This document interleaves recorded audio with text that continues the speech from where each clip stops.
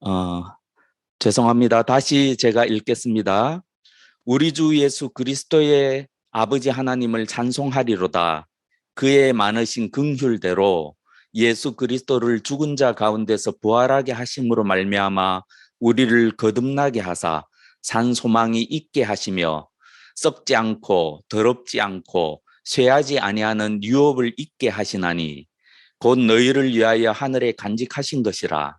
너희는 말세에 나타내기로 예비하신 구원을 얻기 위하여 믿음으로 말미암아 하나님의 능력으로 보호하심을 받았느니라. 그러므로 너희가 이제 여러 가지 시험으로 말미암아 잠깐 근심하게 되지 않을 수 없으나 오히려 크게 기뻐하는도다. 아멘. 네, 우리는 가끔 희망을 포기하지 않고 병마와 싸우는 사람들에 대한 기사를 보면 감동을 합니다. 인간이 희망을 잃지 않고 온 힘을 다해서 고난과 싸우는 모습은 항상 감동을 주는 것 같습니다. 인간은 그런 존재라고 생각합니다. 그러니까 심한 고난 중에도 희망이 있으면 살 수 있죠. 하지만 약간의 고난 중에도 희망을 완전히 잃어버리면 살 힘도 잃어버리는 것이 인간인 것 같습니다. 이처럼 인간은 미래에 대한 낙관이 없이는 살아갈 수 없는 그런 존재인지 모르겠습니다. 신자도 마찬가지죠. 신자라도 희망을 잃으면 살 힘을 잃게 됩니다. 그런데 본문에서 사도 베드로는 베드로전서를 통해서 신자가 가지는 희망은 세상 사람들이 가지고 있는 희망보다 훨씬 더 오늘의 삶에 힘을 준다고 말씀하십니다. 신자는 어떠한 고난이라도 능히 이길 뿐 아니라 희망보다 훨씬 더 오늘의 삶에 힘을 준다고 말씀하십니다. 그래서 이렇게 이야기하죠. 그러므로 너희가 이제 여러 가지 시험으로 말미암아 잠깐 근심하게 되지 않을 수 없으나 오히려 크게 기뻐하는도다. 6절 말씀입니다. 여기에 보면 그러므로라고 그렇게 시작하고 있습니다. 6절에요.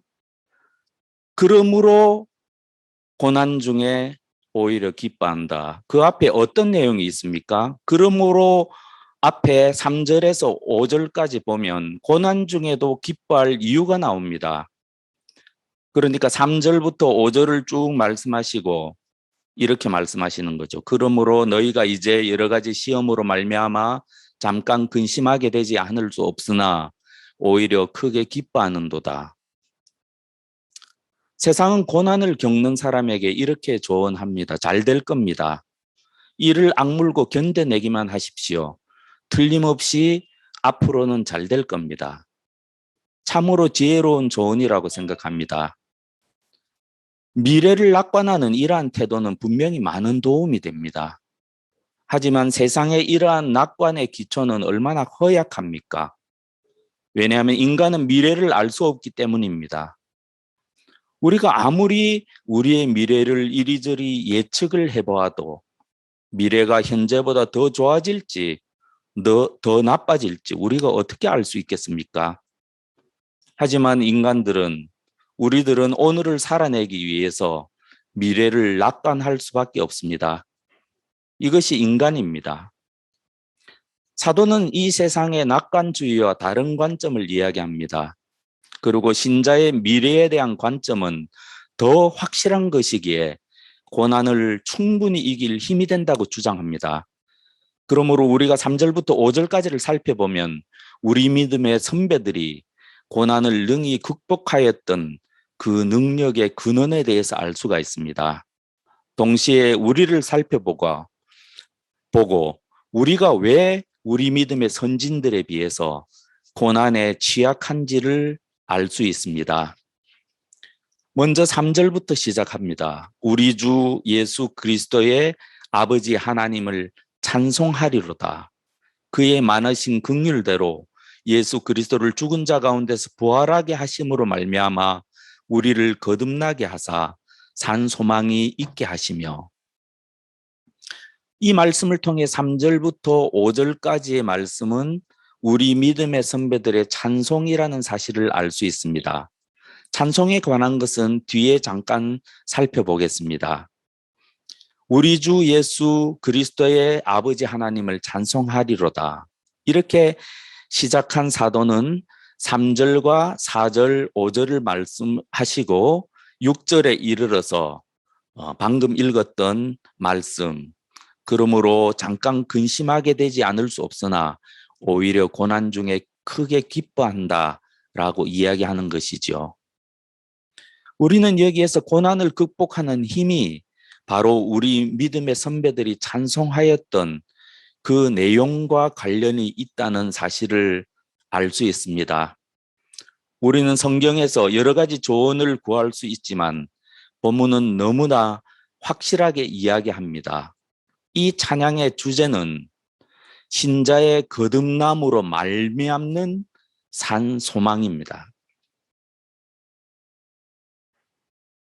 그의 많으신 긍휼대로 예수 그리스도를 죽은 자 가운데서 부활하게 하심으로 말미암아 우리를 거듭나게 하사 산 소망이 있게 하시며, 거듭남, 다시 태어남, 중생, 그리스도 안에서의 새로운 피조물에 관한 찬송입니다. 초대교회 성도들은 거듭나게 하신 하나님, 거듭나게 하심으로 죽은 소망이 아니라 산 소망을 주신 하나님을 찬양하고 있습니다. 이것이 출발점입니다. 무엇인가 하면 나는 거듭났다. 나는 하늘로부터 다시 태어났다. 나는 성령으로 말미암아 중생하였다. 나는 그리스도 안에서 새로운 피조물이 되었다는 이러한 분명한 자각이죠. 이것이 우리 믿음의 선배들의 찬송의 이유였습니다. 그들의 찬송을 살아있게 하고, 이러한 산 소망은 그들로 하여금 고난을 이기게 만들어 주었습니다. 자신의 정체성에 대한 자각이라고나 할까요? 거듭남에 대한 자각이 우리 믿음의 선배들에게 고난을 이길 힘이 되었다는 것입니다. 우리는 어떻습니까? 지금 사도는 거듭남에 대한 믿음에 대해서 말하는 것이 아닙니다. 거듭남의 경험에 대해서 말씀하고 있습니다. 사도 베드로는 지금 소아시아 교회 성도들과 사도 자신의 과거의 경험으로 인해서 지금 하나님을 찬양하고 있는 것입니다. 잘 보십시오. 그의 많으신 긍휼대로 예수 그리스도를 죽은 자 가운데서 부활하게 하심으로 말미암아 우리를 거듭나게 하셨다. 모든 초대교회 신자가 공유하는 과거에 함께 경험한 사건입니다. 하나님께서는 그 크신 자비로 우리를 새로 태어나게 하셨다.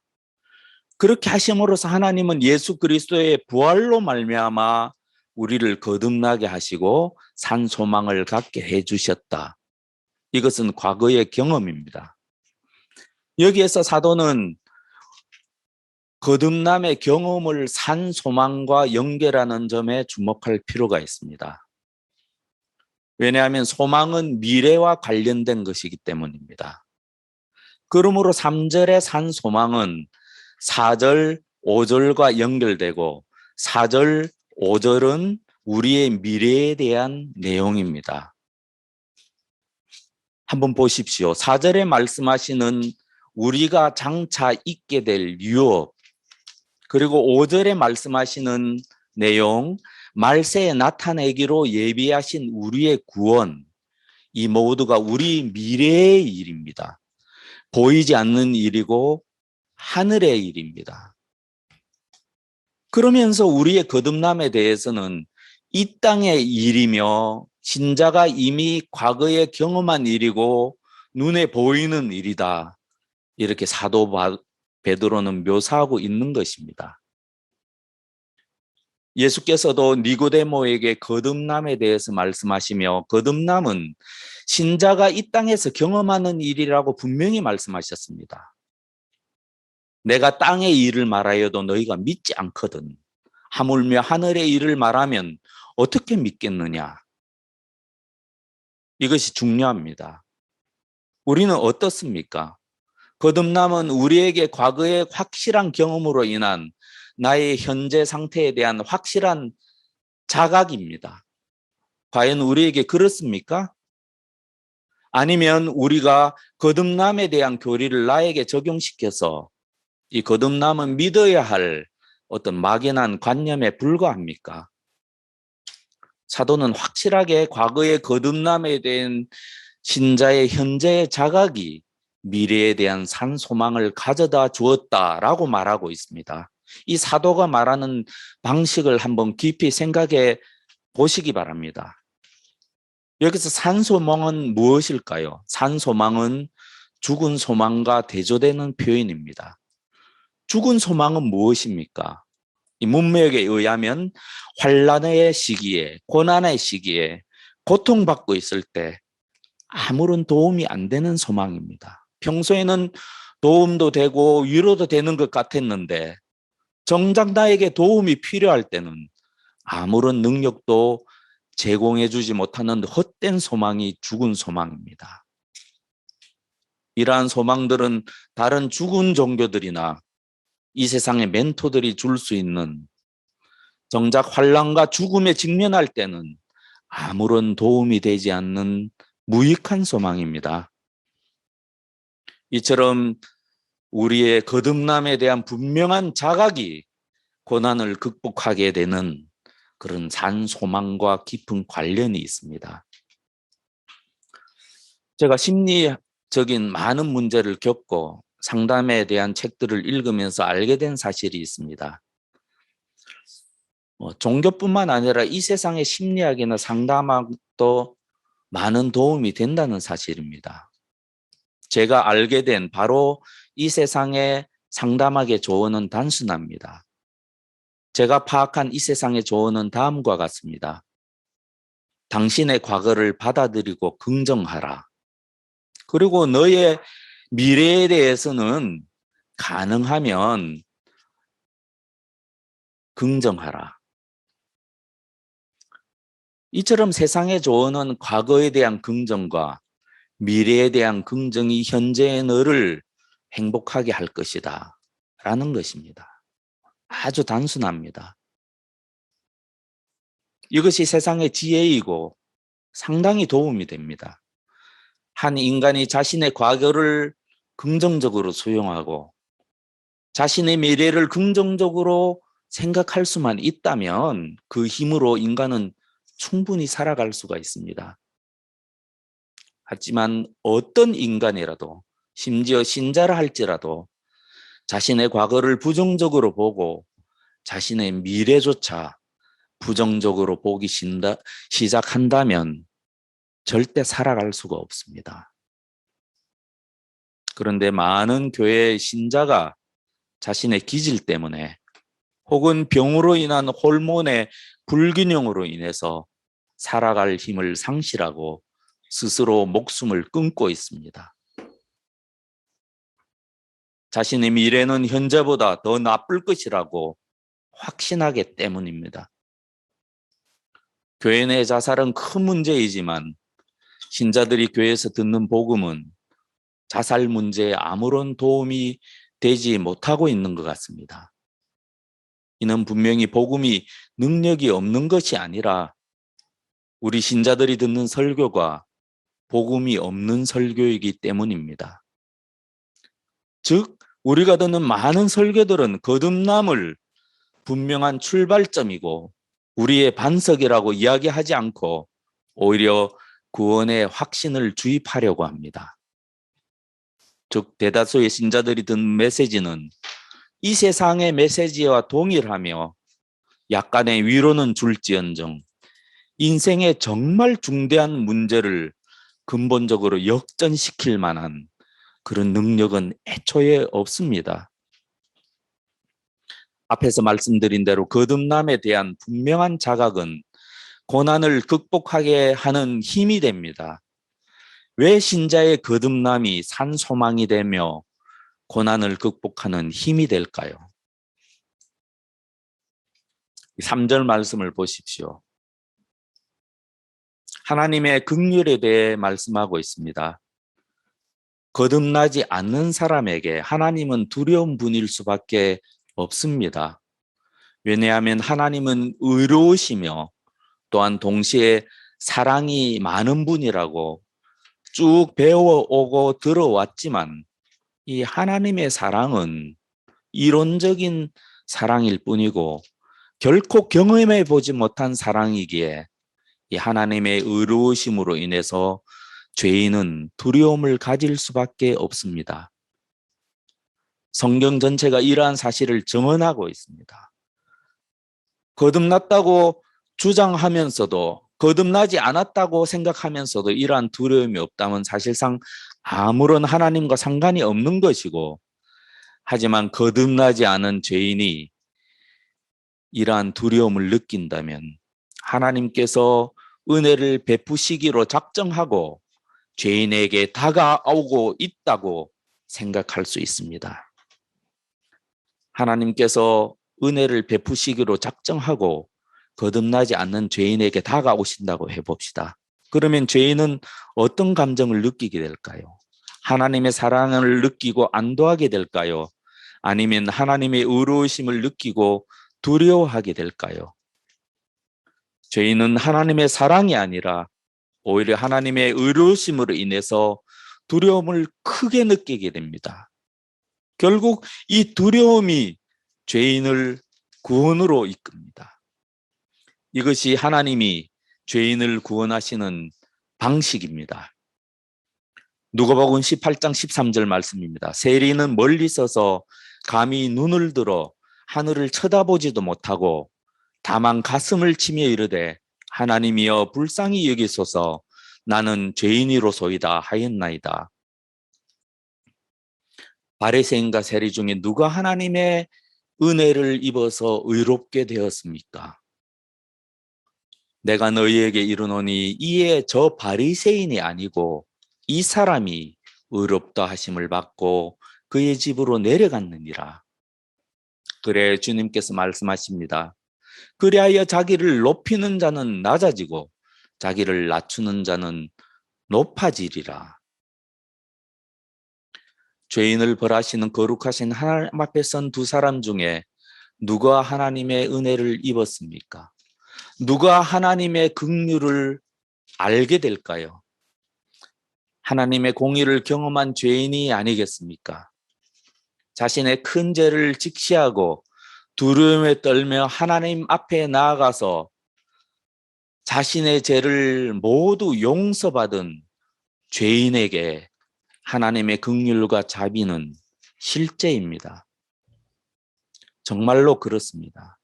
교회를 믿는 신자에게 거듭남은 하나의 관념이며 하나님은 사랑이 많으시다. 하나님은 자비로우시다. 하나님이 긍휼이 많으시다. 이 모든 것은 믿는 교리이며 하나의 관념일 뿐입니다. 하지만 거듭남을 체험한 신자에게는 하나님의 자비를 생각만 해도 감격으로 눈물이 나는 것입니다. 베드로의 사도의 표현을 빌면 깊은 어둠 속에 있다가 밝은 빛을 경험한, 깊은 어둠과 밝은 빛을 모두 경험한 신자에게는 하나님의 자비와 은혜와 사랑은 사실이며 실제이며 찬송할 제목이며 고난 중에서 그 고난을 이길 힘이 되는 것입니다. 이것이 3절 말씀 초두의 의미입니다. 하나님을 찬송하리로다. 그의 많으신 긍휼대로. 여기서 긍휼은 자비나 은혜, 사랑으로도 번역된 단어입니다. 구약의 히브리어로는 헤세드에 해당하는 말입니다. 그냥 헤세드가 아니죠. 하나님의 많으신 헤세드입니다. 이 성경 전체에서 헤세드는 하나님의 고유한 특성으로 나타납니다. 그러므로 논리적으로 너무나 당연하게도 하나님의 자비하심과 긍휼하심이 없다면 그 누구도 하나님과 어떠한 관계도 맺을 수가 없습니다. 그러므로 성경 이야기 전체에서 하나님의 사랑과 자비는 하나님이 인간과 관계를 맺는 가장 기본적인 방식으로 나타납니다. 애초부터 이것이 강력하게 계시되었고 계속해서 반복되었습니다. 여호와께서 그의 앞으로 지나시며 선포하시되 여호와라 여호와라 자비롭고 은혜롭고 노하시기를 더디하고 인자와 진실이 많은 하나님이라. 출애굽기 34장 6절의 말씀입니다. 이 하나님이 신자의 아버지가 되시는 것입니다. 이 성경과 그리고 찬송가에 하나님의 자비를 찬양하는 노래가 얼마나 많습니까? 하지만 이러한 자비, 하나님의 한없는 자비, 고난 중에서도 감격으로 흘리면서 눈물 흘리면서 노래할 수 있는 사람은 사실은 거듭난 사람뿐입니다. 하나님이 우리를 성령으로 거듭나게 하셔서 우리가 하나님을 감격으로 아빠, 아버지라고 부를 수 있을 때만 우리에게 일어난 모든 일이 하나님의 그 많으신 긍휼로 인한 것임을 알게 되는 것입니다. 그때야 신자에게 하나님의 헤세드는 관념이 아니라 실제가 되고 하나님의 자비와 긍휼은 내가 때로는 실패하거나 실수하더라도 하나님께 나아가 하나님께 다시 도움을 요청할 힘이 되고 하나님이 나를 반드시 도와주실 것이라는 분명한 믿음이 됩니다. 이처럼 신자의 삶에서 참으로 중요한 것은 이러한 생각들입니다. 정말로 하나님이 나를 사랑하실까? 정말로 하나님이 나에게 자비를 베풀어 주실까? 내가 실패하고 하나님께 나아가 도움을 요청하면 하나님께서 나를 과연 도와주실까? 이것을 확신하느냐, 확신하지 못하느냐는 신자가 고난에 직면할 때 큰 차이를 가져옵니다. 우리는 어떻습니까? 우리가 믿는 하나님은 정말 좋은 아버지이십니까? 아니면 무서운 아버지이십니까? 3절에 나오는 예수 그리스도의 부활과 관련해서도 마찬가지입니다. 사도는 예수 그리스도의 부활과 우리의 거듭남을 연결합니다. 거듭남을 경험하지 못한 사람에게 예수 그리스도의 부활도 하나의 관념일 뿐입니다. 하지만 거듭난 사람에게는 예수 그리스도의 부활은 진실로 실제가 됩니다. 이것이 사도 베드로가 예수 그리스도께서 부활하심으로 말미암아 하나님이 신자를 거듭나게 하셨다라고 말씀하시는 이유입니다. 사도 베드로는 지금 하나님이 이스라엘을 구원하신 구약의 역사와 같은 맥락에서 신약 성도의 구원을 지금 말씀하고 계시는 것입니다. 구약의 하나님의 구원과 신약의 구원은 공통점이 있습니다. 하나님의 크신 자비로 인해서 하나님의 백성에게 크신 능력을 베푸셨다는 점입니다. 그러므로 이것을 상징하는 구약의 사건은 바로 출애굽입니다. 그리고 이것에 해당하는 신약의 사건은 우리에게 큰 자비와 하나님의 큰 능력을 보여준 사건이 바로 예수 그리스도의 부활인 것입니다. 그러므로 이스라엘에게 과거의 출애굽이 단지 매번 기억해야 될 단순한 사건이 아니라 이스라엘의 고난의 시기에 자비로운 하나님이 다시금 이스라엘에게 큰 구원의 역사를 허락하실 것이라는 소망으로 하나님을 찬양할 수 있었던 이유가 되었던 것처럼 초대교회 성도들에게도 예수 그리스도의 부활이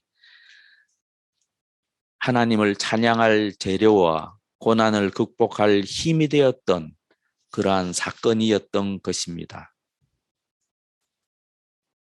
초대교회 성도들에게는 이러한 확신이 분명히 있었습니다.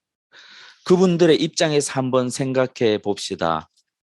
그분들이 믿었던 대로 하나님의 많으신 긍휼로 예수 그리스도를 부활하게 하신 그 부활이 우리에게 일어날 일이라면 그것이 내가 진정으로 믿고 있고 나에게 실제라면 그러면 우리가 무엇이 두렵겠습니까?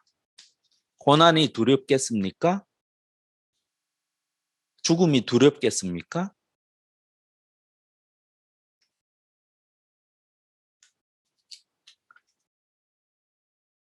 병드신 제 아버지여 이것을 위해 기도하고 있습니다.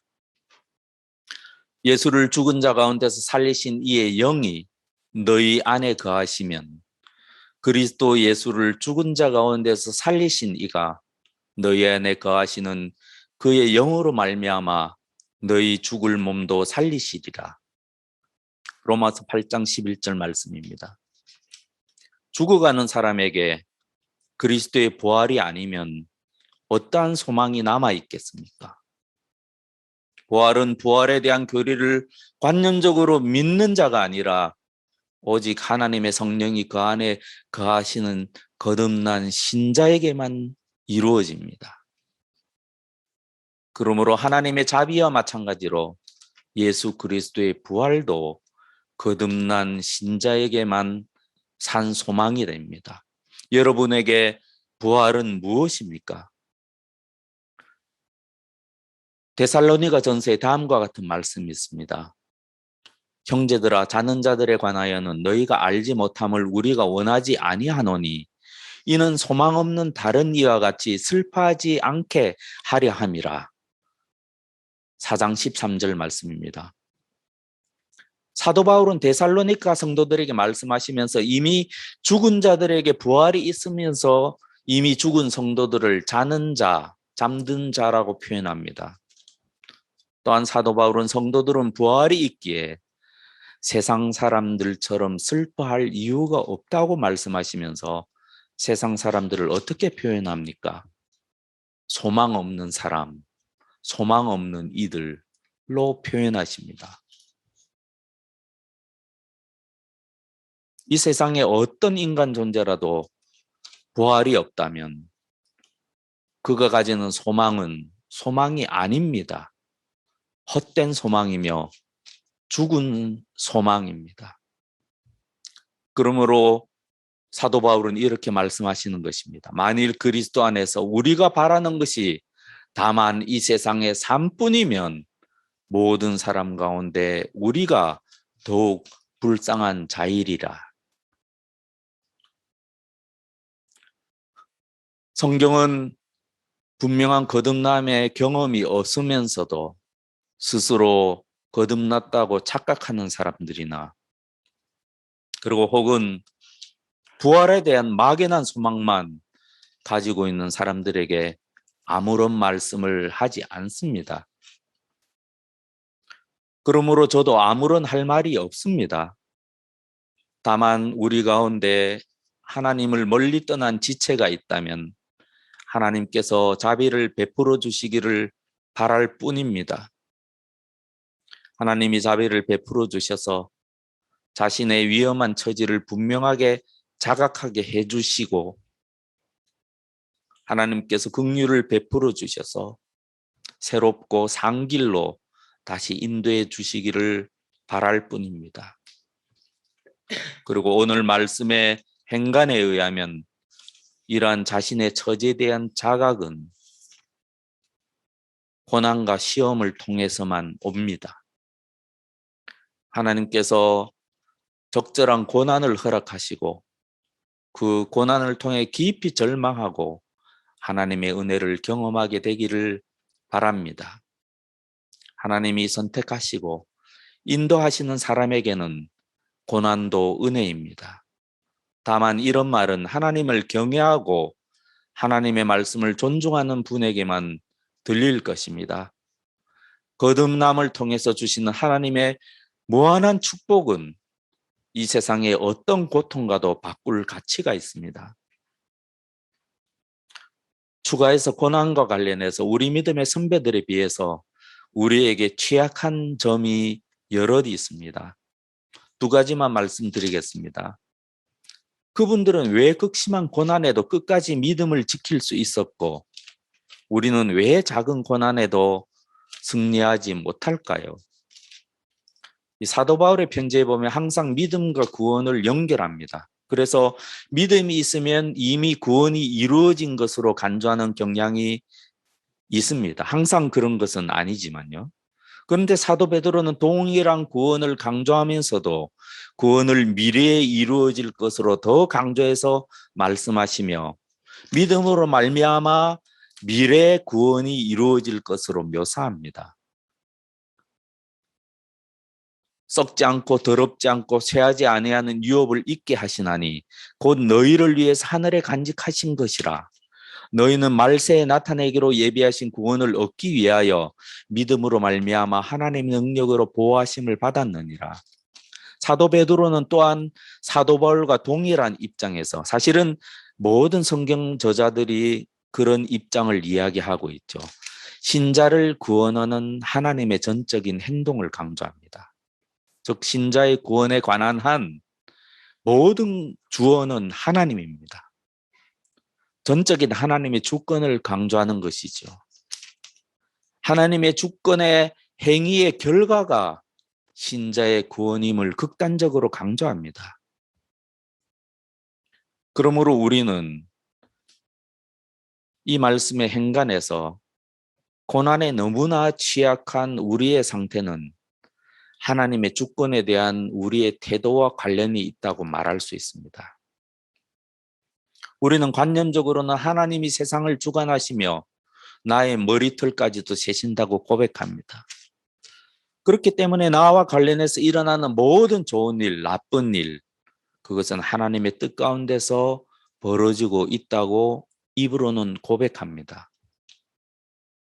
하지만 사도 베드로뿐만 아니라 신구약의 모든 성도들의 관점은 우리의 이러한 관점을 넘어섭니다. 하나님의 묵인하에 벌어진다는 식의 소극적인 관점이 아니라 하나님의 백성과 하나님과의 관계에 관한 한 하나님이 친히 행하시는 적극적인 관점에서 이야기합니다. 우리 믿음의 선배들은 전부 그렇게 생각했습니다.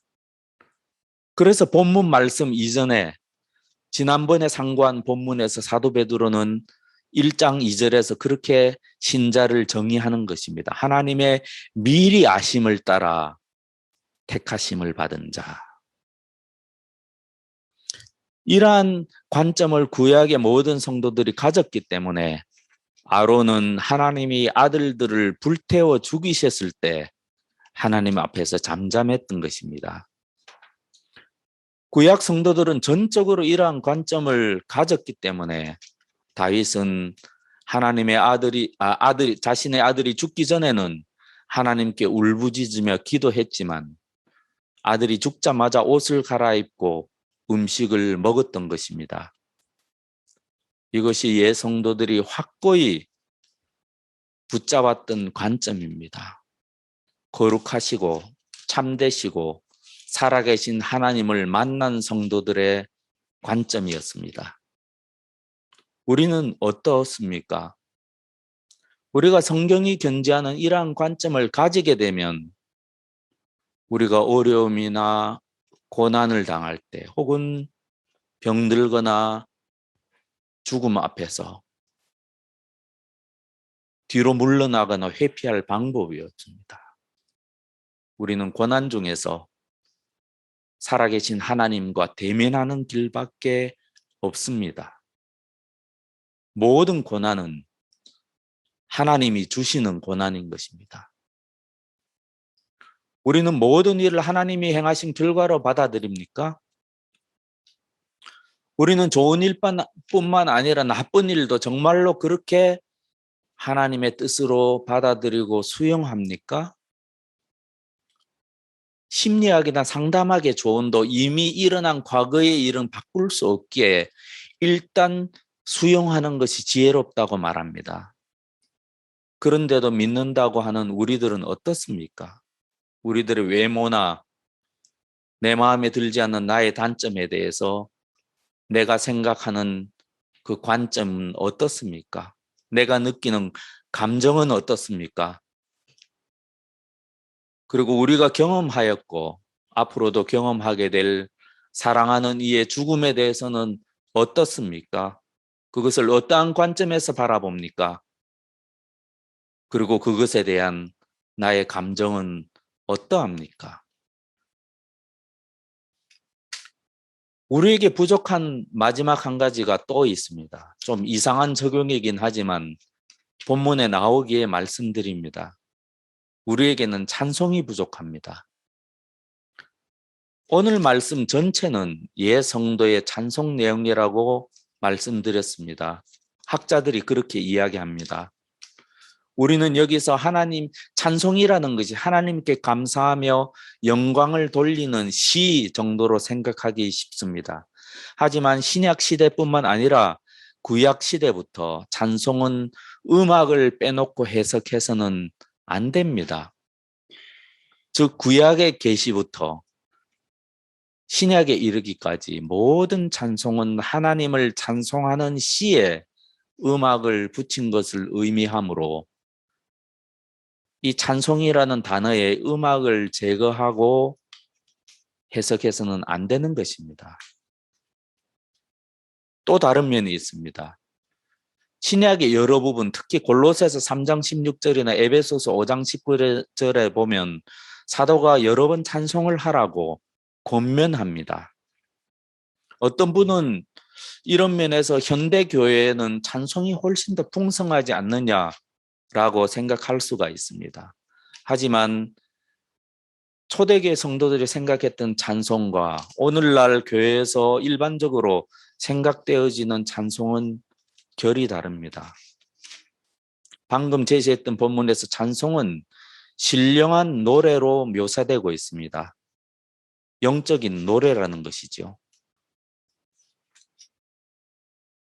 그러므로 교회 내에 찬송이 부족하다는 표현은 교회 예배에 음악이 부족하다는 뜻이 아니라 영적인 찬송이 없다는 뜻입니다. 교회의 역사에서 어느 시점인가 뭔가 달라진 것입니다. 마치 성령과 관련된 것이 사라지고 교리만 남게 되었듯이 영적인 노래에서 음악만 남고 영적인 요소는 제거되었습니다. 이 성경 말씀은 교리가 중요하지 않다거나 음악적인 요소가 중요하지 않다는 것이 아닙니다. 오늘날 구약시대부터 이어져 온 이 찬송 음악의 영적인 요소들이 모두 사라져버리고 오늘날 기독교는 말 그대로 성령 없는 기독교가 되고 말 하나의 표현으로서 찬송에 대해서 말씀드리는 것입니다. 우리는 역대상 25장을 통해서 다윗이 살아있을 당시 아주 초창기의 예배 음악을 엿볼 수가 있습니다. 여기서 역대상 25장 1절과 2절만 읽어보겠습니다. 오늘 읽은 찬송하리로다라는 그 말씀과 한번 대비해서 생각해 보십시오. 역대상 25장 1절 2절입니다. 다윗이 군대 지휘관들과 더불어 아삽과 헤만과 여두둔의 자손 중에서 구별하여 섬기게 하되 수금과 비파와 재금을 잡아 신령한 노래를 하게 하였으니 그 직무대로 일하는 자의 수요는 이러하니라. 아삽의 아들들은 삭굴과 요셉과 느다냐와 아사렐라니 아삽의 아들들이 아삽의 지휘 아래 왕의 명령을 따라 신령한 노래를 하며, 여기에서 신학자들이 신령한 노래라고 번역할 수밖에 없었던 이 히브리 말의 본래의 뜻은 예언하는 노래라는 뜻입니다. 우리는 초기에 이러한 기록을 통해서 하나님을 찬양하며 찬양 인도자가 노래 중에 성령 충만하여 예언을 하는 모습을 떠올릴 수 있습니다. 우리는 이러한 기록을 통해서 초대교회 전통부터 찬송이 성령의 사람이 부르는 영적인 노래였다는 사실을 알게 됩니다. 다윗은 노래로 사울에게 임한 악한 영을 물리쳤습니다. 어떤 신령한 노래의 마술적인 능력이 있는 것이 아니지요. 논리적으로 우리가 생각해 보면 우리는 영적인 사람이 부르는, 영적인 회중이 부르는 영적인 찬송은 당연히 영적인 능력이 있다는 사실을 알게 됩니다. 최근에 하나님이 우리에게 구원하시는 능력을 보여주셔서 저는 개인적으로 이 일로 인해서 크게 감사하게 되었고 큰 은혜를 받았습니다. 이 일을 오랫동안 제가 알고 지냈던 교회에서 오랫동안 사역하셨던 연세가 많으신 여자 전도사님과 나눌 기회가 있었습니다. 그분은 다음과 같은 반응을 보이셨고 이 반응은 저의 마음과 동일합니다. 성령의 역사를 보기 힘든 현대 교회에서 이러한 일들을 보게 되니 참 감격스럽습니다. 어쩌면 크나 작으나 우리 하늘씨앗 교회의 역사는 우리 지체들의 고난 극복의 역사라고 할 수도 있습니다. 하나님께서 은혜를 베푸셔서 성령의 능력으로 우리를 거듭나게 하시고 어둠에서 건지셔서 빛으로 인도하는 이러한 역사가 더욱 풍성하게 되기를 기도해야 하겠습니다. 그래 우리 교회 안에 하나님께서 우리를 이렇게 변화시키시고 새롭게 하셨다는 간증이 차고 넘치기를 바랍니다. 이 교회에 오면, 이 교회에서 말씀을 배우면, 이 교회에서 함께 기도하면 인생에 어떠한 큰 문제라 할지라도 능히 극복할 수 있다. 이러한 믿음의 확신으로 하늘씨앗교회가 영혼들을 구원하는 하나님의 방주가 되기를 간절히 바랍니다. 그리고 정말 간절히 바라기는 우울증으로 죽어가는 이 시대에 교회 안에 많은 청년이 하나님의 은혜로 이러한 문제를 완전히 극복하는 그러한 교회가 되기를 간절히 바랍니다.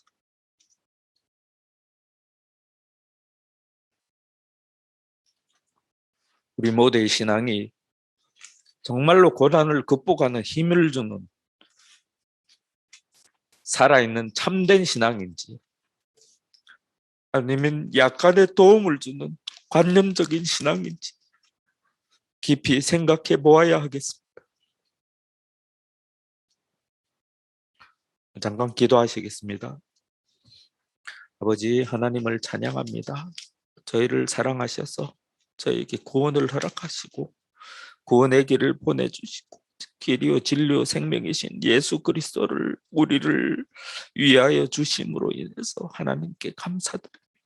그래 우리가 부활의 참된 소망을 가지게 되었고 그것이 우리 인생을 어떤 상황 속에서도 기뻐하며 살 수 있는 능력이 하나님께서 우리에게 허락하신 은혜임으로 인해서 하나님께 감사드립니다. 이러한 경험을 우리 모든 지체들이 하게 하시옵고 혹시라도 아직 어둠 가운데 있는 지체가 있다면 속히 하나님의 은혜로 믿음으로 하나님의 자비하심을 믿고 빛으로 나아올 수 있도록 주님께서 인도하여 주시옵소서. 인도하여 주시옵소서.